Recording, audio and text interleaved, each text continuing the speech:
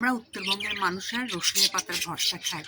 আর এই জন্য আমি বেশ কিছু রসুন টবে লাগিয়েছিলাম। এই দেখুন, একবার তুলে খেয়েছি, একবার না দুইবার খেয়েছি, আর আরও দুইবার হবে। এই দেখুন কি সুন্দর।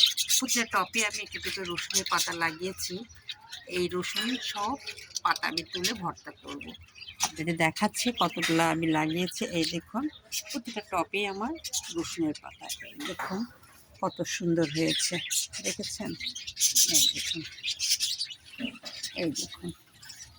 তবে তুলে ফেলতে হবে, মেয়াদ হয়তো শেষ হয়ে যাচ্ছে। একটু লাল লাল হয়েছে, এটা আমি আজকেই তুলব বিদায় আমি একটু ভিডিও করলাম। কারণ এই রসুনের ভর্তা উত্তরবঙ্গে খেতে হলে দিনাজপুর যেতে হবে।